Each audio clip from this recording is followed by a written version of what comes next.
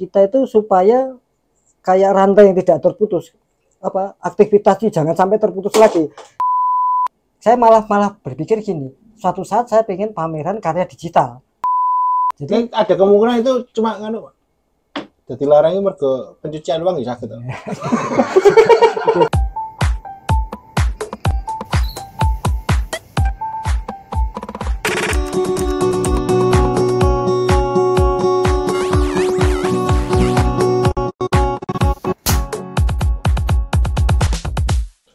Assalamualaikum warahmatullahi wabarakatuh. Selamat datang lagi di podcast Benang Merah. Kali ini kita kedatangan narasumber seorang seniman kawan ya.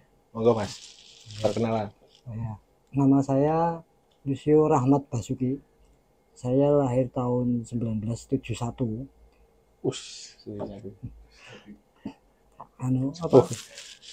Sepuh.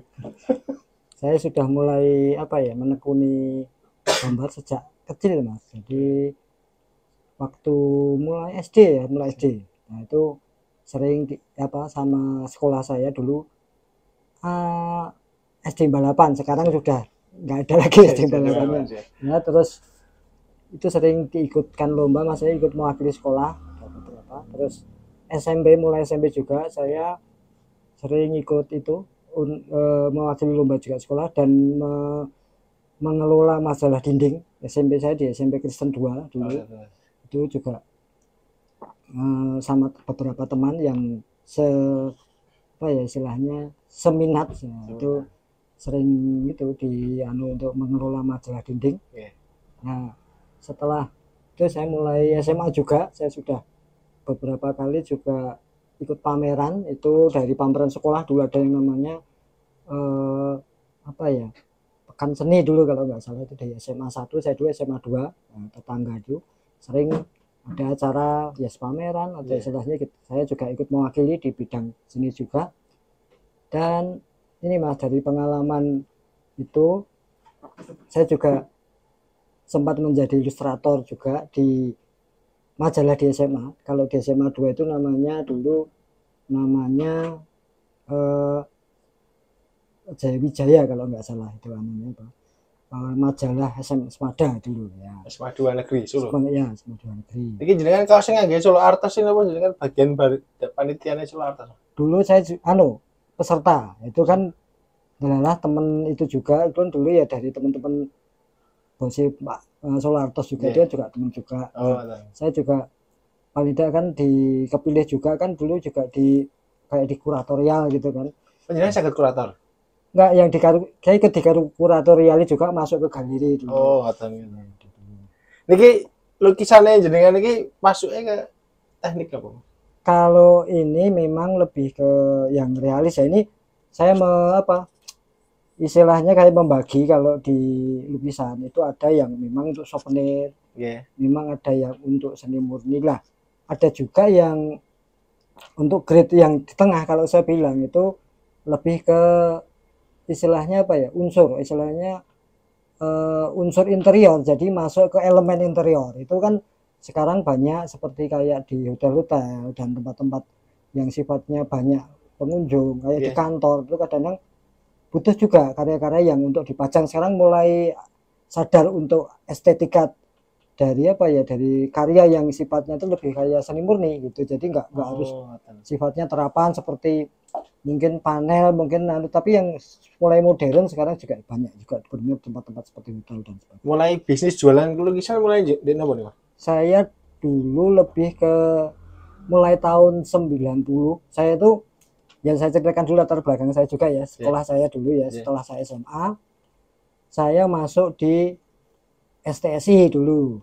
STSI pergi Solo dulu, STSI jurusan Krial, itu yang istilahnya untuk seni terapan. Jadi hubungannya mungkin dengan istilahnya mungkin kalau lebih ke dekatannya ke masyarakat, ke Solo itu kan lebih ke UMKM ya. Karena kan di situ banyak sebenarnya banyak sekali yang bisa kalau menyentuh ke masyarakat kan biasanya kita kalau dari Krial yang buat karya-karya kerajinan dan sebagainya itu. Nah, itu untuk basic saya. Jadi paling tidak mengenal kan dulu waktu di STSI kan kebanyakan basic backgroundnya kan lebih ke tradisional Mas. Jadi kan seperti membuat wayang, terus keris, kita juga gamelan atah kayu itu buat ukiran gitu kan. Nah, terus setelah itu saya rekomendasikan dari salah satu dosen saya, karena saya nggak tahu, mungkin goresan saya itu lebih ke seni murni. Ya, terus setelah saya di STSI, saya ke ISI Jogja. Sempat yang suka muluk ya? Berapa tahun Jogja? Di ISI Jogja sampai ya 4 tahun Mas. Itu di jurusan seni murni lukis. Nah, di sana lebih ke itu dari sketsa, mungkin penilaiannya saya juga nggak tahu, tapi kekuatan kebebasan garisnya gitu mungkin yang saya ketahui gitu ya.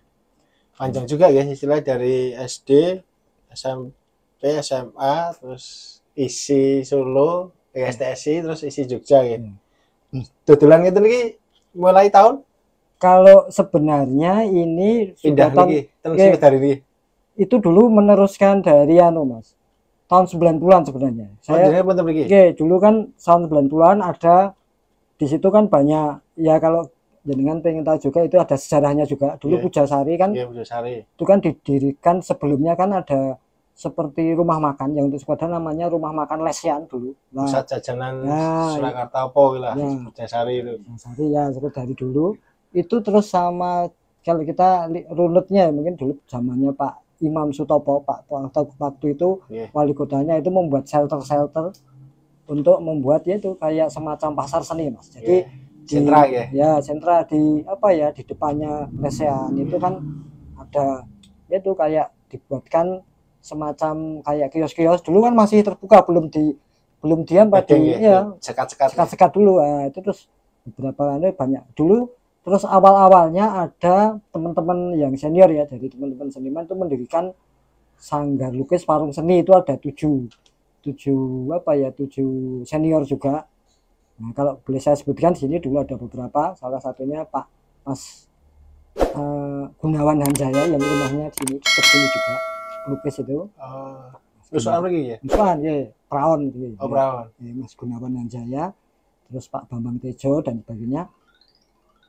Mereka mendirikan ya seperti sanggar lukis Mas. Jadi untuk anak-anak, kalau anak-anak ingin belajar itu bisa langsung ke itu pusat informasi juga. Jadi informasi dulu sebenarnya selain untuk sanggar itu informasinya, karena kan setelah itu kan dari di luar di luar kota seperti mana, kalau kita tahu di Jakarta, kalau itu kan ada informasi kebanyakan, terus muridnya ada informasi dari Jepang, dari sampai di Chili itu kan murid-muridnya juga sering ngirim itu ke setiap tahun 2 tahun sekali gitu. Ngirim telepon Pujasari itu istilahnya. Jadi dari murid-muridnya terus ada semacam semacam informasi juga dari Jakarta. Terus itu dulu kan informasi masuknya kan ke Sanggar Lukis Warung Seni itu kan pertama kan belum banyak istilahnya kayak les untuk gambar.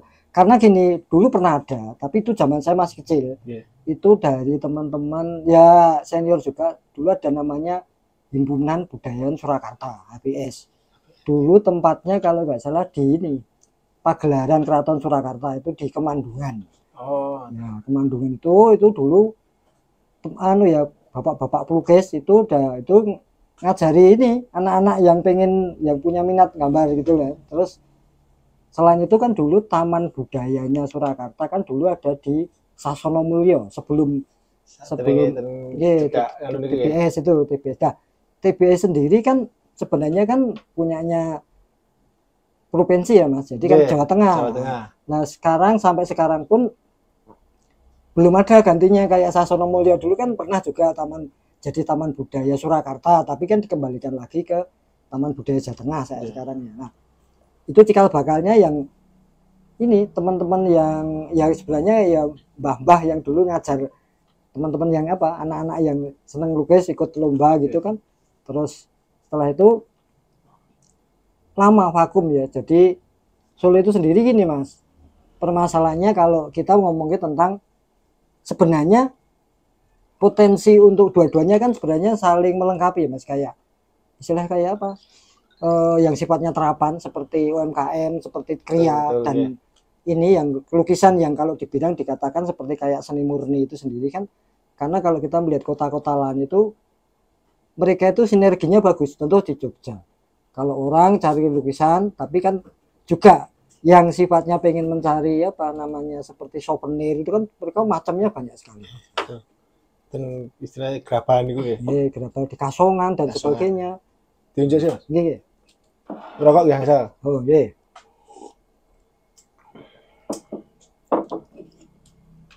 Berarti ya, wiwit tahun 90 sampai sekarang berarti berapa tahun?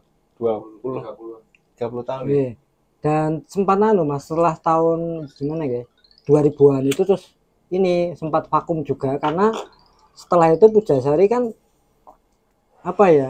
Dulu kan dikelola sama Dinas Pariwisata. Nah, setelah itu seperti apa ya kalau kayak katakan kalau kita ini seperti tanah tak bertuan itu di Pujasari itu. Nah, jadi terus istilahnya cara pengelolaannya kan jadi tidak jelas lagi gitu loh. Nah terus sekarang yang tinggal di sana itu kan yang dulu masih memiliki beberapa kios tapi sekarang kan tidak dipungut sewa tapi lebih ya kondisinya seperti itu sekarang seperti Pujasari ya. Ada yang bertahan di situ ada juga dari teman. Terus jadi, yang untuk bukan engineer selain ini gitu. Kalau saya ngajar dulu. Saya kalau setelah pandemi ini saya masih ngajar di ini Mas. Santo Valentinus ini apa? PL Pangudi Luhur. Ngajar lukis terus kok. Nggih, anak-anak lukis. Berarti masuknya guru honorer apa? Nggih, bener, ekstrakurikuler. Ya, hasil karyanya jenengan iki nggih. Nggih. Lur. Sketsane Mas Luxio ya. Kok di zoom ya? Di zoom. Keren soalnya. Apa ki? Kraton. Jadi beliau mengkonsep sketsa keren ini.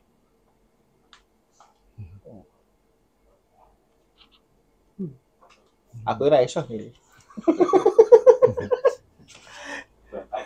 Jadi kan gambar sketsa ngeten iki butuh berapa jam? Ya sebenarnya ini Mas. Kalau dibilang itu karya-karya dari kayak apa ya? Lanjutan dari OTS. Jadi on the spot. Kalau kita sering kayak kemarin yang terakhir on the spot di ini sama teman-teman saya juga punya komunitas juga namanya Bunga Rumput itu kalau boleh di apa ya informasikan juga Bunga Rumput itu sebenarnya wadah dari teman-teman yang sebenarnya punya minat. Jadi kita nggak harus jadi seorang apa ya perupa yang profesional. Jadi mungkin banyak yang juga yang bekerja di bidang lain tapi dia punya minat dan ya itu enaknya kan diterima karena gini masuk ke komunitas seni itu kadang-kadang kan sulitnya juga kan mungkin standar dari teman-teman yang sudah betul profesional dan sebagainya wah ini nah, kadang-kadang mereka kalau di luar ya di luar itu down dulu aku yang gini malah dibully gitu. Jadi kalau di Bunga Rumput ya itu karena pemikiran kita dari ya teman-teman yang saat itu supaya kalau kita pemikirannya lebih ke regenerasi Mas. Jadi dari ya masalah yang memang dari apa kayak mungkin jurusannya memang dari seni rupa kayak kemarin anak-anak isi juga yang ini yang muda-muda ikut sketsa juga terus anak-anak itu SMK 9 yang juri apa kalau dulu SMSR itu itu kan kita juga nyengkuyung mereka supaya ya buat event apa gitu kemarin terakhir mereka bareng-bareng malah event di ini ada satu art space baru yang dulu dikasih sama Pak Gubernur yang bekas kantor DPU yang deket Timbul Solo namanya kayak art space apa gitu loh namanya Hetero Space. Hetero Space. Nah, itu kan ya tapi mungkin ya itu kan memang diperuntukannya untuk kemarin kan lebih ke UMKM Mas. Nah ini sebenarnya itu salah satu apa ya alternatif yang bagus di tengah kota karena selama ini kan kalau teman-teman berpameran kayak kemarin di Solo Artos juga kan masih di Taman Budaya. Nah itu kan ya sebenarnya bagus itu memang peruntukannya untuk tapi kan mungkin karena akses untuk masyarakat yang lebih luas kadang-kadang mau ke sana juga kadang-kadang kan itu paling ya teman-teman dari institusi yang deket-deket situ aja anak-anak apa mahasiswa dari situ ya kalau yang di luar mungkin yang memang sudah punya minat betul, istilahnya memang sudah mengenal dari itu apa istilahnya kayak karya-karya dan sebagainya. Tapi untuk yang betul-betul istilahnya orang awam dan sebagainya kan paling aksesnya kan paling dekat yaitu adalah kita ya masih punya ruang publik itu kayak Gramedia itu sangat membantu. Itu kan ya orang yang pengen belanja tapi ada satu ada pameran dan sebagainya, setidaknya kan pendekatannya ke istilahnya kenal kayak ya mengenalkannya lebih besar. Jadi kan rata-rata per bulan pajak gitu nih. Ya kalau saya sendiri ya nggak mesti Mas, kadang-kadang lebih ke anu. Kalau yang di apa di biasanya kalau pesanan foto kita kan juga ya salah satunya itu mengaplikasinya kan ada pesanan foto itu kan kadang ya ada 3 kali. Kalau saya per kepala itu kemarin terakhir yang sketsa, jadi kita nggak berwarna loh. Ya kayak apa drawing itu 250 per kepala, itu ukuran A4, jadi ukuran buku gambar yang kecil ya, seperti ini A4 nih. A4 ya. Terus yang untuk kemarin ada juga yang itu medianya kanvas kertas Mas. Kertas ya. Terus ada juga kemarin pesan juga karikatur, jadi pengen membuat karikatur tapi berwarna. Dulu ada juga karikatur yang berwarna itu ya kanvas ukuran itu 2 orang kemarin ya saya tarik sampai 1 juta Mas. Kalau yang ini kan 2 kepala karena kan juga berwarna itu 1 juta. Rata-rata per bulannya omsetnya berapa? Kalau omsetnya ya paling ya ini Mas, kalau drawing sama sketsa itu ya paling 800 sampai 700 kalau per bulan ya. Ya itu pun juga ya nggak mesti kok Mas, kadang-kadang pas apa ya kalau pas tidak ada pesanan ya gambar karyanya sendiri gitu. Skill gitu. Iya. Mural sebenarnya sangat mural saya pernah juga bisa kemana, karena saya juga dulu pernah mendapat tugas juga di rumah saya. Rumah saya kan sebenarnya kan di ini Perumnas Palur Mas. Di Ngeringo, jadi kan daerah Ngeringo itu ada dulu mbahku ya Ngeringo. Ya dulu ada pernah membuat apa ya, itu dari Pak Jai kan di RW 15 itu ada gedung RW. Nah itu kan dibuat seperti untuk ramah anak itu loh, untuk ya kadang-kadang untuk posyandu dan sebagainya lah. Itu dibuat ini karena dari Pak RW saya kan apa ya istilahnya lebih ke itu, kayak kemarin ada namanya Kampung Pancasila. Itu kan temanya Pancasila itu kan ya membuat gambar anak-anak dari berbagai macam suku, dari berbagai macam ini, terus juga rumah-rumah adatnya ya juga untuk edukasi dari anak-anak juga, terus pakaian-pakaian adatnya juga gitu kan ya pernah juga. Biasanya seniman ini idealis sih, jadi kan idealis apa Pak?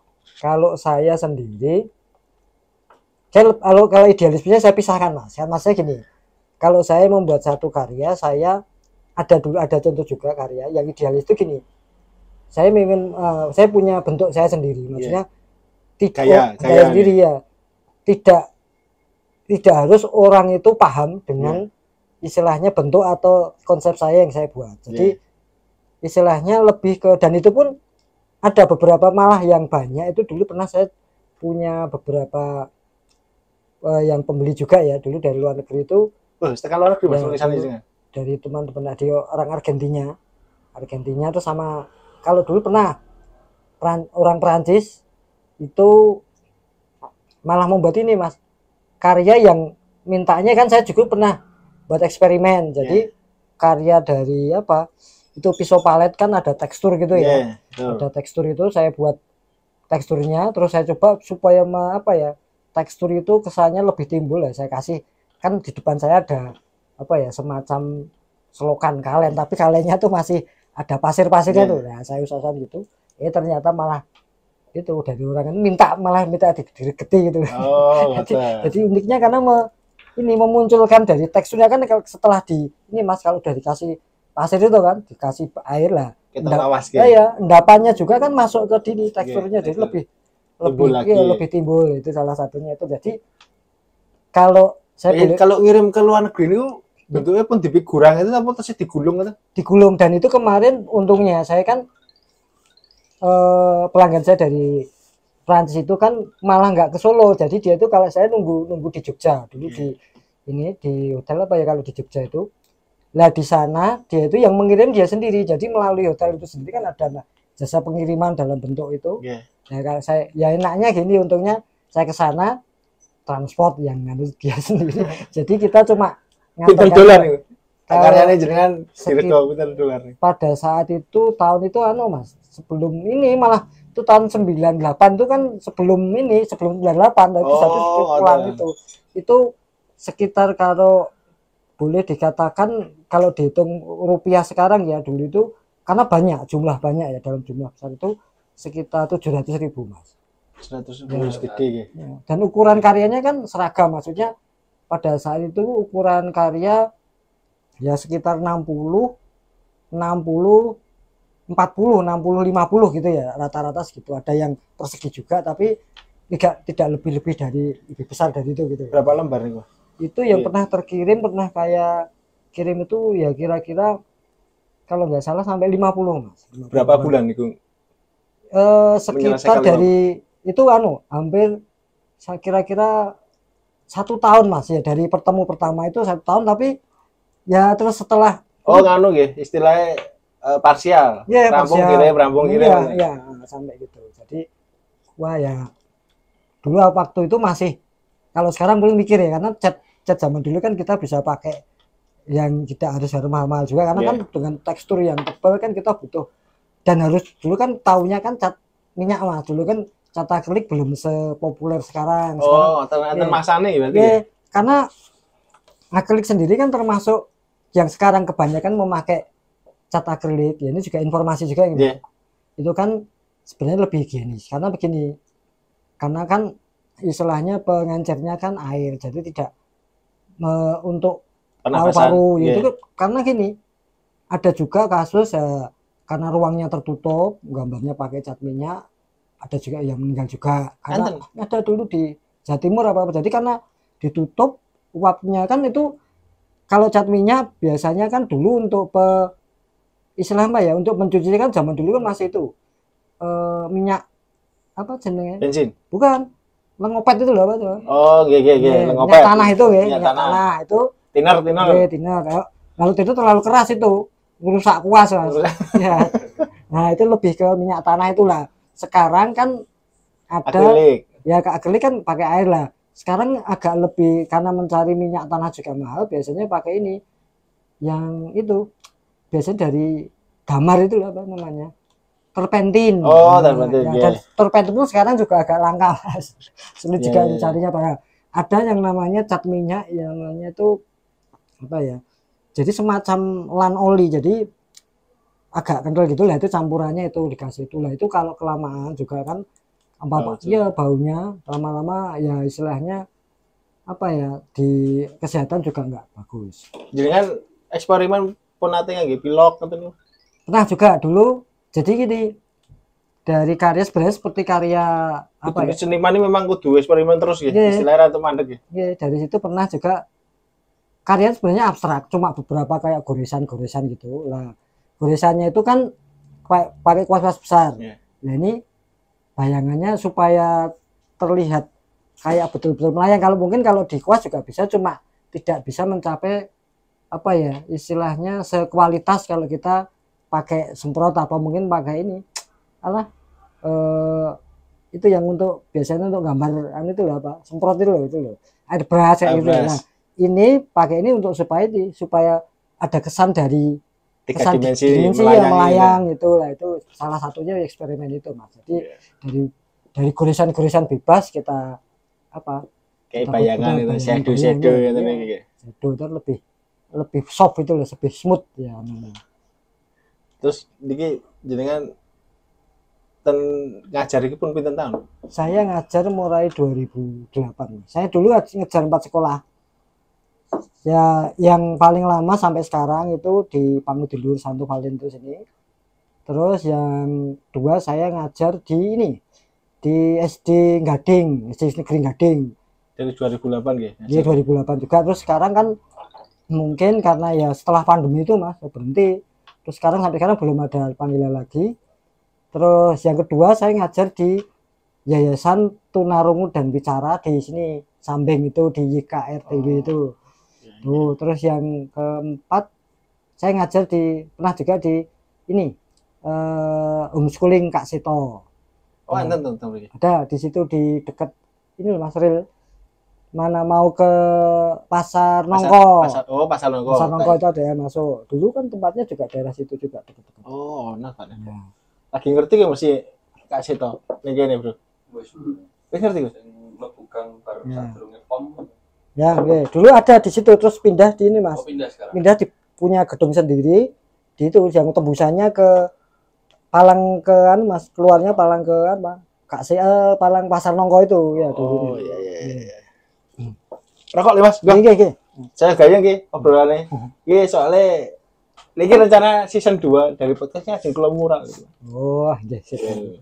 Ini malah ya kebenaran juga Mas. Saya kalau terus terang kalau boleh berharap juga nggih dengan adanya ya ketertarikan seperti ini kan pertama mungkin ini sebenarnya bisa menjembatani sekarang kan apa ya fungsinya dari kayak sosial media salah satu ini kan jenenge ada sesuatu. Ada, saya punya IG. Facebook, IG ada.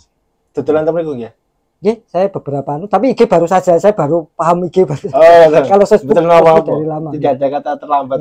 Terus ini ya melanjutkan tadi ini kan menjembatani kalau kemungkinan kalau lihatnya salah satunya itu Mas ada semacam ya masukan edukasi juga masyarakat tentang kotanya sendiri karena gini kalau kita boleh unek-unek juga ya boleh silakan ya.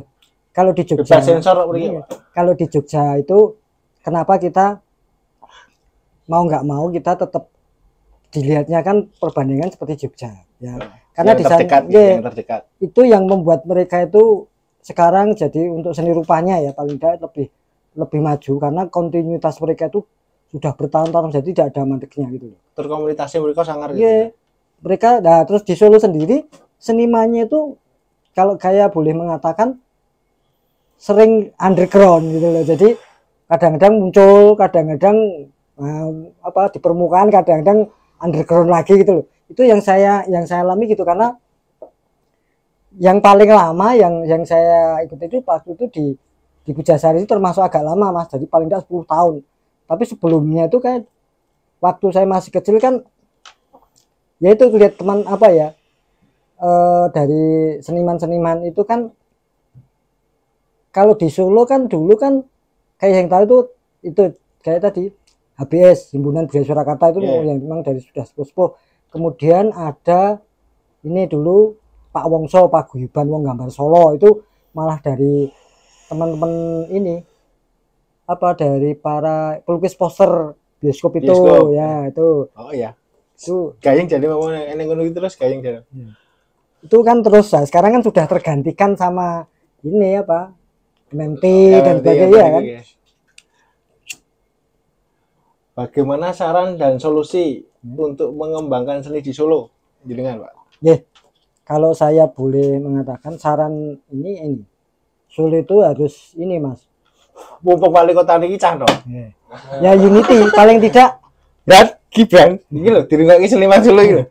Ya unity dulu paling tidak gini kita harus sama-sama bersatu dulu paling tidak karena kalau kita boleh objektif itu yang membuat Solo itu bisa itu kontinuitasnya dulu. Jadi setiap event itu kalau bisa itu event yang satu belum selesai ada event terus itu lama-lama kan gaungnya bisa luar kota. Kemudian kata Solo Artos itu ya. Solo Artos. Terus kedua sering bersinggungan dengan masyarakat sekitarnya. Jadi karena gini, kalau saya tadi boleh mengatakan kalau di Jogja sendiri ya itu karena kontinuitasnya tinggi, masyarakatnya sering melihat jadi berinteraksi jadi mereka sendiri respect dengan kalau lingkungan kita sendiri sudah mulai mengenal dan mau kan ikut memiliki Mas. Betul. Terus itu karena kontinuitasnya tinggi gini istilahnya karya-karya sebenarnya di Solo tidak kalah maksudnya untuk tema dan sebagainya teman-teman dari isi dari ini kan tematiknya juga bagus. Tapi kan sangar-sangar sebenarnya untuk potensi skill dan sebagainya bagus. Nah mungkin ini kalau kita dikatakan Unity itu seperti ini, kita itu supaya kayak rantai yang tidak terputus, aktivitasnya jangan sampai terputus lagi. Karena yang pernah dialami kan gini Mas, katakanlah kalau kita berusaha mengenalkan karya-karya dari ke masyarakat, contoh gini aja. Dulu awal-awal teman-teman masyarakat sekitar Solo kan tahunya lukisan kan yaitu tadi seperti lukisan yang sifatnya dekoratif, terus lukisan di jalan itu ya. Terus lama-lama setelah dulu yang sebenarnya yang bisa membuat edukasi itu malah dari Pujasari, karena secara realita mereka itu langsung berinteraksi dengan masyarakat secara umum gitu ya. Jadi terus selera mereka juga naik. Dulu cari lukisan yang model itu realis ya, lama-lama mereka juga minta realis yang betul-betul kualitasnya bagus, keluasannya, komposisinya bagus. Terus lama-lama naik juga seleranya ke karya-karya yang impresionis yang seperti pakai pisau palet dan sebagainya. Terus lama-lama juga mulai itu abstrak dan sebagainya yang mungkin secara logika sulit dimengerti, tapi secara rasa kan mungkin mereka mulai ya. Nah setelah itu lama terputus Mas. Nah ini kan setelah terputus lama kan otomatis kalau aktivitas itu sendiri terus tidak langsung menyentuh ke ke masyarakat. Nah mereka mau tidak mau kan kembali lagi baleni mengenalkan dari awal lagi. Nah, padahal butuh kontinuitas untuk itu supaya masyarakat jadi kayak kalau bahasa kasarnya diblebek terus ya. Kayak contoh kalau kita ini aja mendengarkan musik di radio, pertama kalau kita mendengar musik pertama kan mungkin kita kok musiknya rapenya, tapi karena sering diperdengarkan terus lama-lama dia bisa menikmati kan tuh musik yang paling musik yang paling absurd sekalipun lama-lama seperti itulah. Di Jogja pun seperti itu Mas, karena gini, di sini aja kayak event ini ya Solartos, jadi kami kan juga daunan gitu ya, supaya yang istilahnya lebih pendekatannya kan lebih ke kita berusaha mencari market dulu betul-betul untuk ini, untuk level yang paling tidak level untuk interior dan sebagainya. Nah kalau dulu kan ada event tahunan yang di Jogja itu istilahnya kayak dulu FKY dan sekarang ada namanya Artjok. Nah Artjok itu sendiri kalau dari teman-teman Jogja kemarin ya saya nonton ke sana, anak-anak sekolah yang masih pakai seragam pun mereka rela mengeluarkan, itu kan berbayar Mas. Artjok itu masuk aja bayar 100.000 untuk melihat pameran itu. Saking bergengsinya ya. Anak-anak sekolah yang masih SMA masih pakai seragam abu-abu, mereka rela merogoh kocek untuk melihat itu karena seringnya ini. Jadi kalau di sini mungkin pilih yang gue tangan gitu. Nah di sana lebih itu diapresiasinya. Nah kalau kita di sini aja berusaha seperti itu ya, paling tidak kayak di ini kita mengenalkan supaya generasi, ya istilahnya kalau kita ngomong tentang generasi ya anak-anak muda sendiri biar merasa nyaman ya, kayak di Solartos itu sering sering istilahnya didekatkan dengan aktivitas kesenian. Nah kalau di sana itu aja contoh yang paling anak-anak mudanya malam minggu kebanyakan kalau di sini pilih nonton bioskop di sana pacaran aja di galeri ya Mas. Jadi acaranya di galeri, jadi lebih bergengsi gitu aja dikatakan. Berarti bisa dikatakan target lukisan-lukisannya itu kan selain di kantor iso nenggon kafe-kafe loh. Iya bisa Mas. Nah ini kan saya kembalikan kalau kita ke ini kan lebih menyentuh ke langsung konsumen yang rumahan. Jadi ya Mas, kita juga ini karena gini, kalau bisa dikatakan di Pujasari itu yang melukis itu pertama yang istilahnya betul-betul masih pelukis loh ya. Itu kan kakak saya yang Mas Kembar itu, yang di sana ada. Yang satu ya sekarang ada saya di sini, kan saya baru berapa 1 bulan nih, karena kan disuruh ini juga ikut ya supaya langsung mendekat dulu, karena ada teman juga dulu pelukis, dia tuh sebelum jadi pelukis sekarang namanya Mas Laisyah, itu dulu anak SMSR. Dia pernah bilang sama saya dulu, wah aku kalau dulu nggak ke Pujasari aku seorang dadi pelukis kok Mas. Lah kenapa? Lah aku ora mudeng arep ngedol lukisan carane piye? Kan dia anak istilahnya kan kalau SMSR kan masih tingkatannya kan SMA toh. Jadi mau sekolah istilahnya. Jadi bagaimana hidup dengan realitas sebagai seorang apa ya perupa pelukis sendiri kan dulu kan masih semacam idealis juga ya kan, tapi bagaimana dia bergelut supaya bisa istilahnya kalau dikatakan kendili orang Lundung nih dengan apa yang dia kerjakan gitu kan, dengan apa ya istilahnya keahliannya skillnya itu kan kalau idealis yang dibayar kalau dulu tidak bertemu dengan teman dia mungkin wah mungkin dia nggak di sini hidup di sini, mungkin ya tempat lain yang memungkinkan dia untuk masih berlangsung ya, mungkin kayak di Jogja, mungkin di luar Solo juga yang punya ini. Ngelukis ngeten iki sebenarnya butuh skill apa butuh bakat Mas? Sebenarnya kalau saya katakan ya, kalau bakat itu sendiri itu kayak katakan cuma 10%. Karena itu serius? Tapi yang kerja keras. Karena gini, banyak berarti memang skill ya?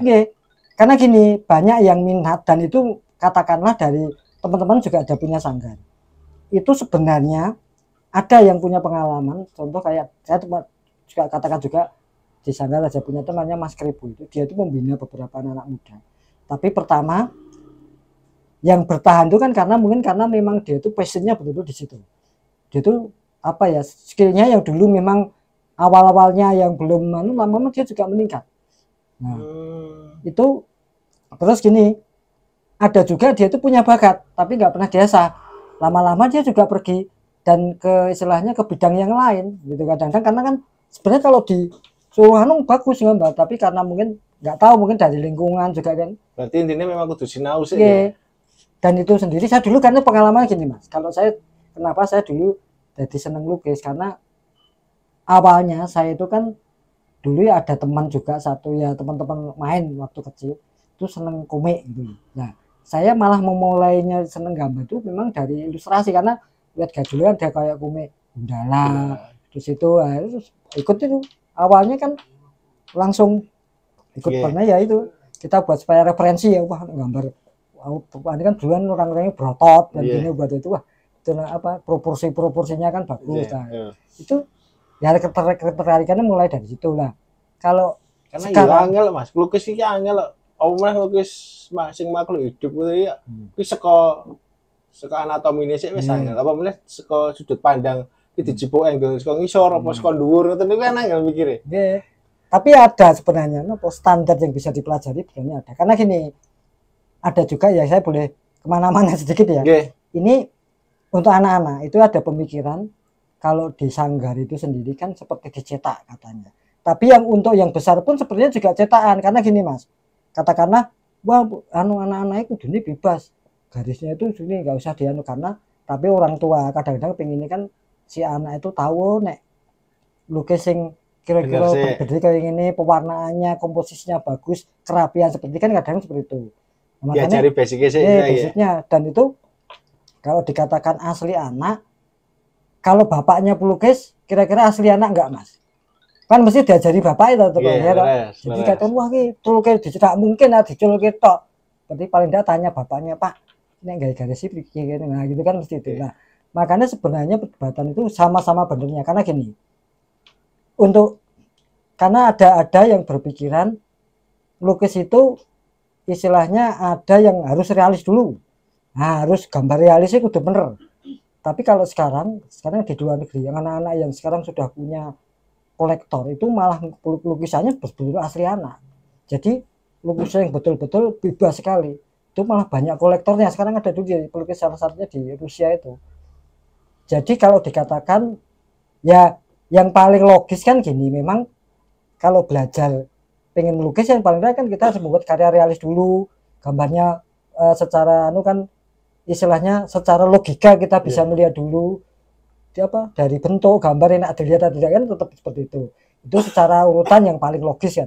Tapi karena seni sendiri kadang-kadang memang tidak logis, dari karya yang kira-kira yang bisa tahu itu cuma orang-orang tertentu, jadi memang kekuatan gambar anak-anak sekalipun ya, kekuatan goresannya kita tidak ragu-ragu dan sebagainya, ada yang bisa menilai.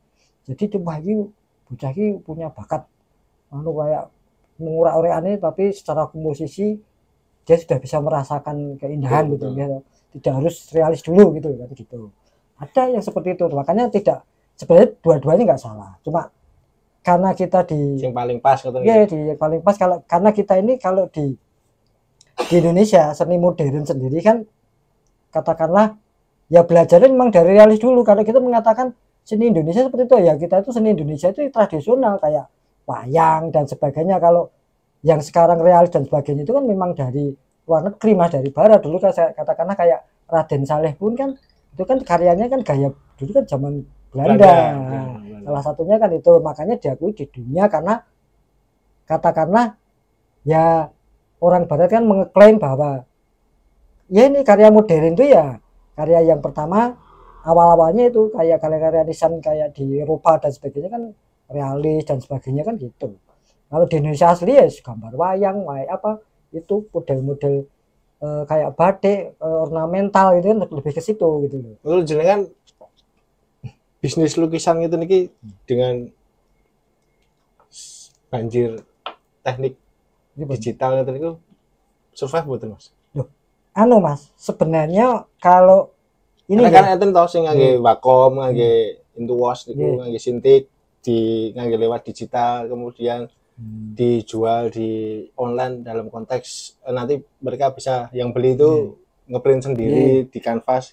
Itu semacam itu survive betul. Anu mas, sebenarnya itu kalau saya pikir berimbang, maksudnya gini. Itu kan bagian dari konsep seni rupa baru ya. Istilahnya gini mas. Saya malah berpikir gini, suatu saat saya pengen pameran karya digital. Karena gini, itu punya anu sendiri. Jadi di sini pun karena secara itu kan masih eksperimen. Jadi jalurnya itu eksperimen. Karena digital kan ya ada sudah mengakui tapi kan belum di Indonesia kan belum banyak. Alah aku gambar kayak ini orang mengatakan karya digital itu taunya kan desain. Ya kan belum untuk seni murni sendiri orang mengatakan wah karya jenis seni murni ya harus handmade gitu kan. Padahal kalau suatu saat pameran pun kadang-kadang kan yang diperlukan bukan cuma visual tapi kan ini istilahnya konseptual juga. Jadi kadang-kadang visual itu yang menguatkan kan konseptual itu kayak seni modern sebenarnya seperti itu. Jadi gambarnya itu yang terakhir karya lukisan besar gambar detail kalah karo gambar pisang ditemplek dengan regane miliaran. Ada tuh ya stiker itu. Nah, itu kan konseptualnya yang membuat dia mahal. Kados Banksy itu nih ya. Mural-mural gitu niku dadi larang. Jadi ada kemungkinan itu cuma nganu dadi larang itu mergo pencucian uang ya saged. Juga bisa. Karena itu salah satu jalur alternatif jalan tol yang caranya duit iki kita resik gitu. Dan itu anu mas, biasanya kalau jenengan bilang pencucian uang paling tidak kan mereka kan menyewa para ini yang istilahnya pembuat branding kan, yang membranding itu sendiri kan. Nah itu didomplengi ada itu yang kalau terbiasa pencuci otak masyarakat lah istilahnya kan gitu media barang ya. Nah, itu wah ini karya ini di blow up terus ya kan. Jadi kadang-kadang itu kalau belajar dari yang namanya viral sebenarnya itu kan karya lukis pun bisa diviralkan kalau sering di blow up kan lama-lama itu tadi TikToknya Bill Moder gitu niku lagi menggalakkan seni istilahnya seni rupa iso patung iso lukis iso ya. Pokoknya lebih banter nih Bill Moder itu tentang seniman-seniman itu tapi apik dheweke. Jadi anu gini gua mas, kita itu di sini pertama salah satu nih kekuatan referensi juga. Maksudnya kalau Solo pengen maju kita juga butuh penulis yang dibutuhkan karena kan kalau kita sudah masuk ke ranah kolektor kan butuh referensi. Ya itu. Ya kan kalau di sini sendiri referensi paling dia itu referensi pertama dari si pengkaryanya sendiri dia itu paling tidak mau mengikutinya istilahnya dia konsistensinya sampai sejauh mana sampai suatu saat kan kalau kolektor lebih ke investasi kan. Jadi karya seni sendiri kadang-kadang pertama kalau kita ya mungkin konsep saya juga ya mengatakan kalau karya seni yang sifatnya elemen interior kan mesti mikir wah yuk sing cocok tak pajang ruanganku kayak gini. Tapi yang sudah konsep yang namanya kolektor dia nggak mikir majang mas. Kalau bisa dia dijadikan agunan bank kok. Betul. Ya kan dia dijadikan tuh kayak apa namanya dimasukkan bank nilainya sudah namanya harga lukisan sekian, nah itu di situ dia udah nggak perlu dipajang, udah dimasukkan ke butuh kurator deh. Wow, iya, butuh kurator. iya. Jadi makanya ini penulis-penulis yang kita tahu kan di sini kan butuh referensi juga untuk mengikuti karya sini ya. Kebanyakan kalau di sini sendiri kan seniman yang sini pengen anu kan keluar dari Solo, ada yang secara profesional pengen menjadi pelukis yang sifatnya itu ya ini aja. Karena kaya dipandang sebelah mata ya, Mas. Ya, pelukis Solo kaya ya padu. Seakan iki kaya dodolannya wong gambare kuwi terus apa kok ya memang butuh tantangan sing ya didu ngono. Didu antara dalam konsep pameran ya. Betul pengen gawe pameran, Mas. Ya. Paguyuban jenengan enten ta paguyuban? Ya, dulu sekarang ini anu. Apa?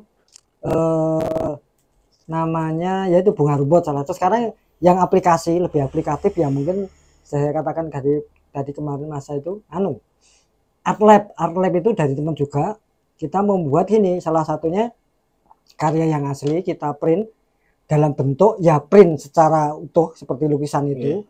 Ada yang print diaplikasikan di mug, di tas apa tote bag, kaos, terus ada beberapa lagi itu gini Mas, yang saya rasakan kemarin gini, setelah itu kan dengan harga ya mungkin ada ya salah satu pengen memiliki itu, salah satunya edukasinya gini, pengen memiliki karya ini tapi kan kalau itu kan tidak terjangkau mungkin terlalu mahal lah. Jadi senimannya sendiri juga bisa menghargai karyanya, paling tidak aku saja nih handmade loh, handmade ini larang orang luar itu mengakui bahwa kalau handmade itu nilainya tinggi. Ya, karena saya juga baru sadar kemarin kan gini, dengan konsep aplikatif seperti itu ya. Terus setelah saya melihat karya teman saya, karya di tas langsung secara handmade, lah nek sing di muk ini regane sampai sekian, lah nek sing gitu umpamane kalau kita mau macang ya, saya sampai secara ekstrim, nah ini kudu dilebokke kocot anti peluru kan ya karena kan ya karena kan itu lebih paling berharga karena kan kalau dinilai secara anu kan istilahnya nilainya tinggi Mas. Nah paling tidak gini ada saya bilang salah satu kalau yang namanya memang print tidak untuk diaplikasikan ke barang apapun ya print seperti lukisan itu di luar negeri sudah terjadi ya di sana sudah ada yang namanya ini cetakan yang dibeli kopiannya. Dan itu sing kula cerita nek istilahnya di download software itu. Di kopiannya sendiri. Nah itu tapi dan juga bertanggung jawab dari senimannya kalau di sana. Jadi mamanya ya kayak cetakan buku di sini ya.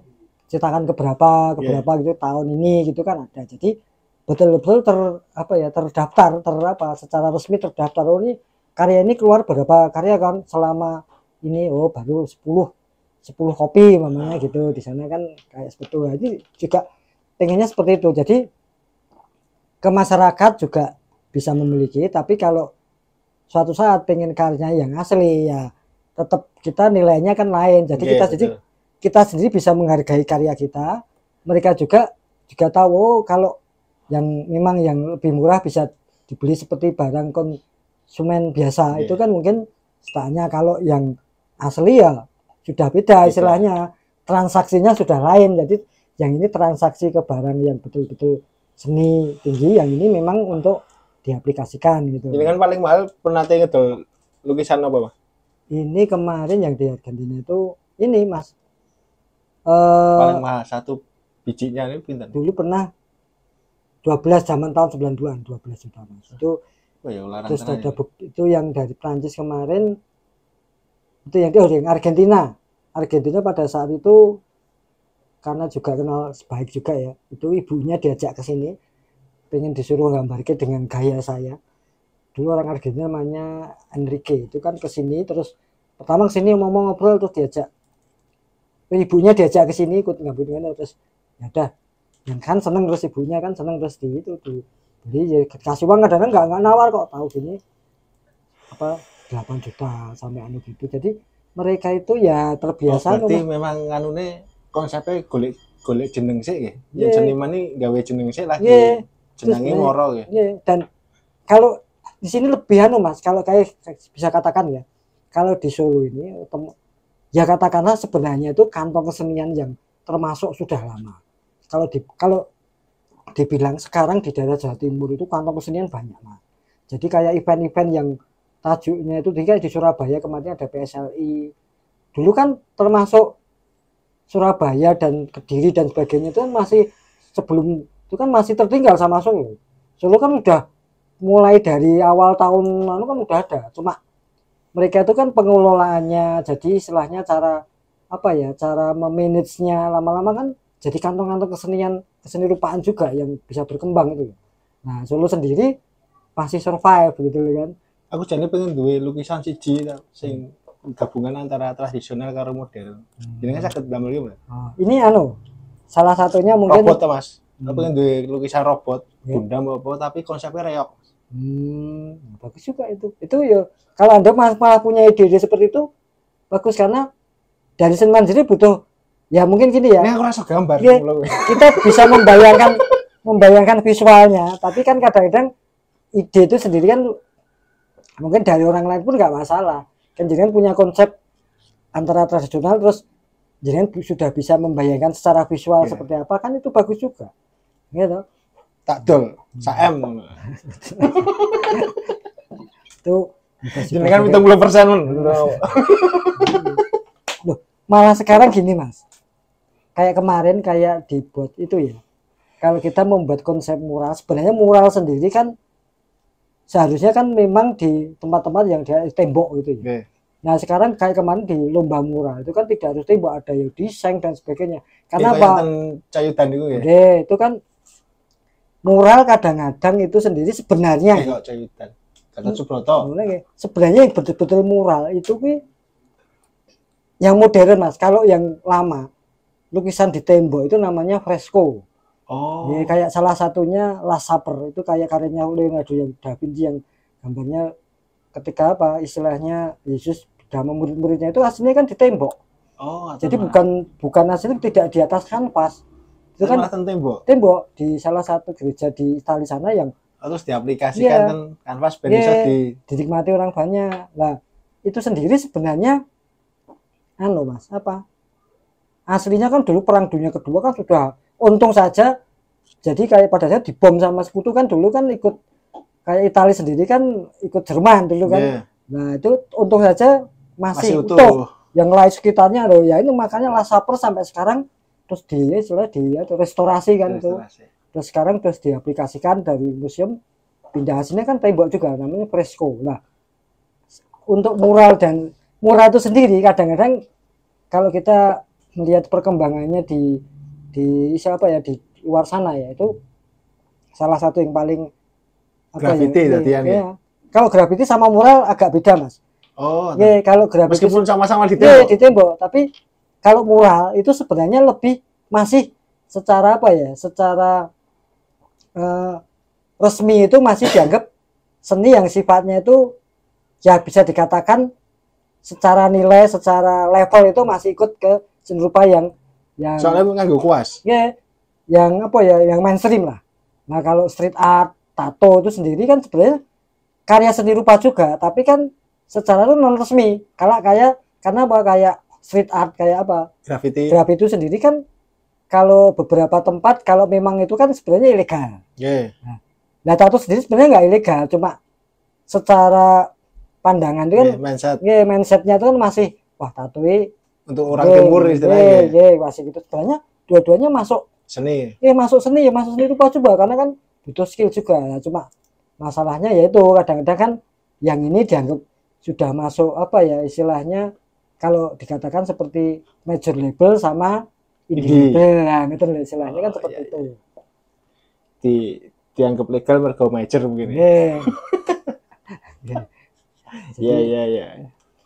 Terus jangan rencana ke depan Mas. Ini mungkin tahun depan ini Mas saya beberapa teman pengen ada namanya pameran tunggal tapi jadi di pinggir jalan namanya pameran tunggal serentak. Jadi gini ada rencana kemarin saya tak cerna dulu pameran tunggal tapi serentak niku berarti buatan tunggal loh. Tunggal itu saya sendiri saya menggelar pameran tunggal. Teman saya ada juga pameran tunggal jadi beberapa karya pameran tunggal tapi di beberapa tempat. Jadi misal beberapa titik gitu loh. Bukan sepanjang jalan bukan? Bukan betul dan umpamanya sepanjang jalan pun itu karyanya beberapa karya memakai scatter dan sebagainya outdoor, tapi mungkin karena keterbatasan waktu ya mungkin sehari 2 hari gitu nih.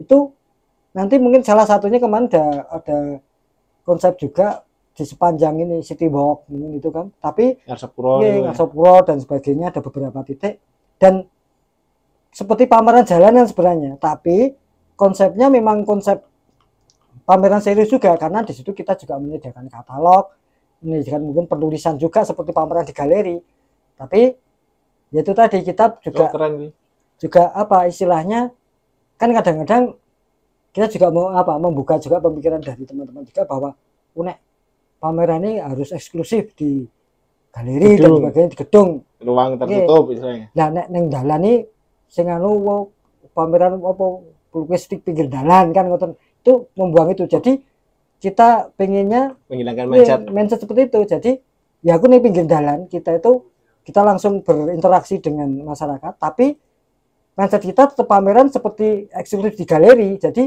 ada semacam apa kayak referensi juga, ada penulisan juga dan sebagainya. Jadi tidak sekedar mau dodolan pinggir jalan kan gitu loh. Tapi itu kan pameran tunggal. Jadi memang kalau itu apa istilahnya diadakan di galeri pun layak, cuma pengen kita itu ya supaya lebih dekat ke masyarakat gitu. Makanya harus di pinggir jalan supaya terlihat. Jadi bisa interaksi pameran seperti ini ternyata nih loh ya. Berarti itu bisa dilakukan pas musim kemarau.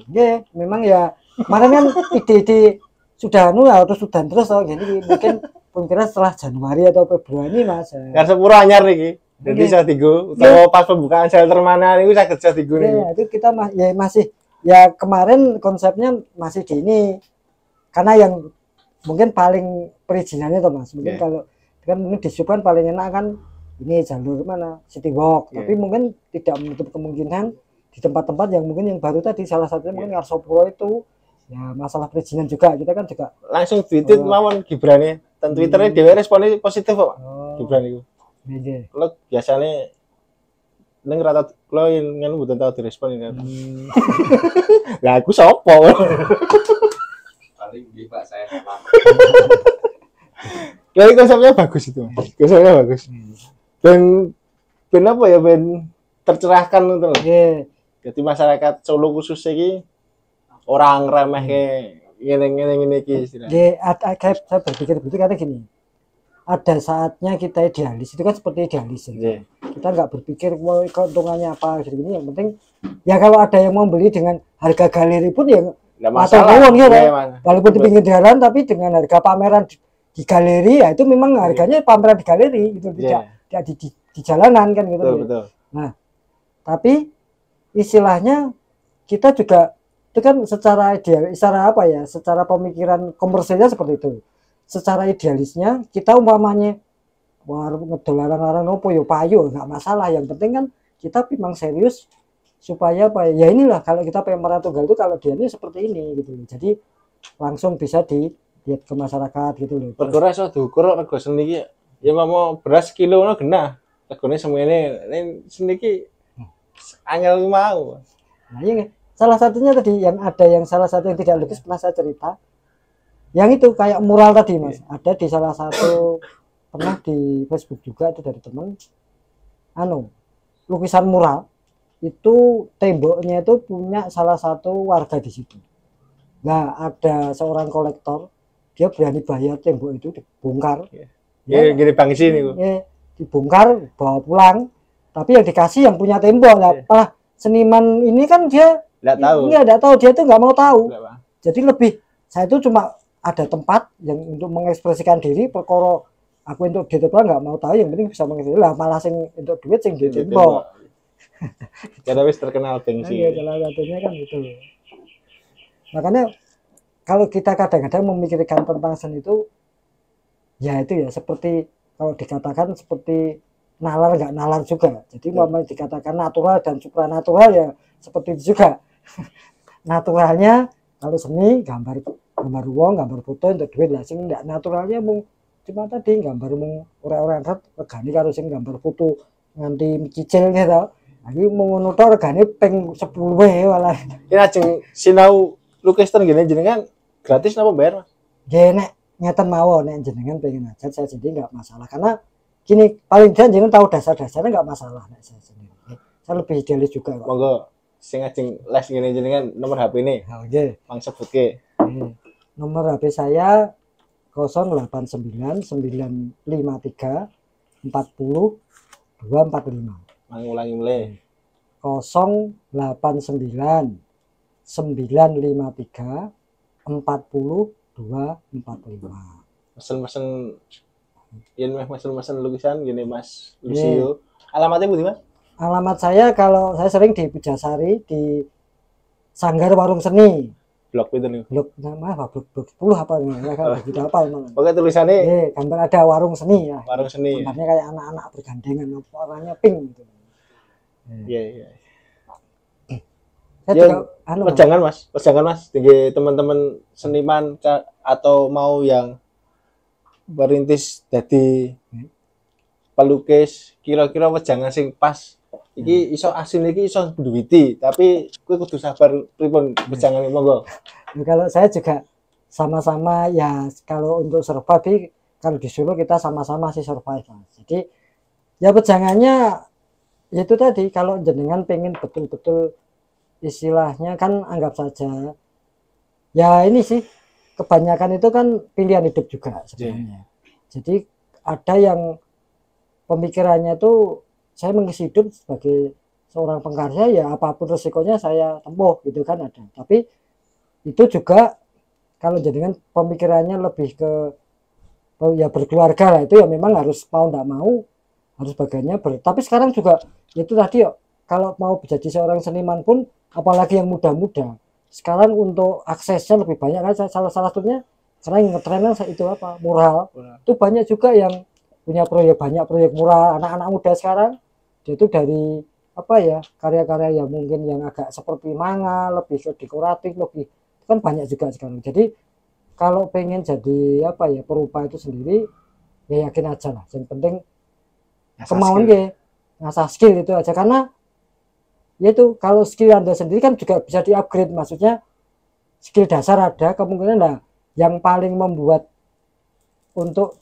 apa perupa itu sendiri menjadi istilahnya banyak dikenal dia bisa mengupgrade dari apa dari ininya skillnya namanya dari dia punya karya realis kira-kira supaya bisa di-upgrade mungkin saja tidak harus di atas kanvas bisa di atas batu pun bisa dijual di lukisan realis bisa di atas yang paling sering kan itu telenan itu salah satunya juga menarik mungkin di kira-kira saya ini lukisannya di atas kasur ya juga bisa di atas kulit ya itu ya tato itu juga itu bisa juga mas. Ngoten riyen Mas Lucio matur suwun waktune sesi terakhir ki enten game ten mriki Mas. Ngendi mau? Iki. Gimana milih apa nih? A napa B? Yang B bener. B. Napa milih B? Nggih anu mawon mergone nek anu kan mesti sik dhewe wae sing rada nek mung sik dhewe niku akeh sing sik dhewe ngeten lho pengen.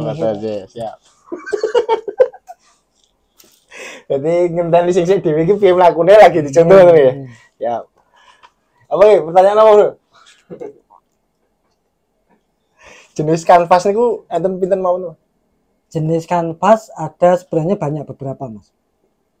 Yang nopo yang bisa diaplikasikan sebenarnya malah bukan kanvas ada untuk drawing. Itu kan orang mengatakan seringnya kalau drawing kan mesti di atas kertas. Ya kalau drawing itu kan pori-pori sing paling halus itu kan blajo itu. Oh, blajo. Nah, itu bisa untuk drawing lah. Kanvas sendiri itu macamnya yang untuk realis itu kebanyakan teksturnya kan lebih halus karena kan dibutuhkan kedetailan untuk kuas sendiri. Jadi banyak kan pakai kuas kan. Kalau kuas terlalu kasar juga kuasnya juga kayak diambil kan, jadi lama-lama rusak. Nah ada juga yang jenis kanvas yang memang teksturnya besar itu kebanyakan untuk karya-karya apresiasi apa impresionis ekspresionis karena walaupun dipakai apa cat yang tebal pun teksturnya masih kelihatan jadi lukisan masih di atas kertas di atas kanvas itu ya jadi ada dua sing kasar ya ya. dan juga jenis catnya juga Mas. Kalau akrilik itu kebanyakan kan permukaannya tidak di finishing dengan lanoli atau minyak. Karena memang ada khusus sebenarnya ke ini kanvas yang untuk akrilik sebenarnya memang khusus di situ betul-betul untuk akrilik gitu, enggak seperti kebanyakan sekarang di pasaran itu masih ya untuk cat minyak, tapi kalinya supaya bisa adhesif di atas ya kita pakai anu lagi, setelah diproses lagi gitu. Perawatannya susah betul Mas? Sebenarnya enggak juga, kadang-kadang ya tinggal lukisan tangan ini dijarke sak anu ya kalau di atas kanvas kalau itu tergantung puluhan tahun ini ramah masalah apa. Yang penting pertama kalau kita menghindari jamur itu sebaiknya kalau saya tahu itu di belakang ini spannya itu kan ada kayak kayunya, itu dikasih kain lagi jadi nggak langsung nempel tembok. Kadang-kadang kan temboknya kan juga lembab gitu kan, kalau kita wah kena ini biasanya kerusakan kayunya sama langsung kena lukisannya. Nah yang sering malah cat minyak dulu ya, sering itu kadang-kadang kena lembab itu jamur kadang-kadang gitu.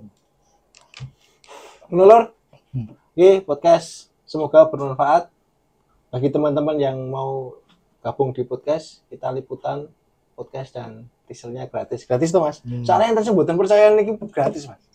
Mikirnya bayar ceritanya. Terus yang keduanya yang mau masang iklan di 1 titik atau 2 titik atau 3 titik bisa hubungi di 0813 6789 2223.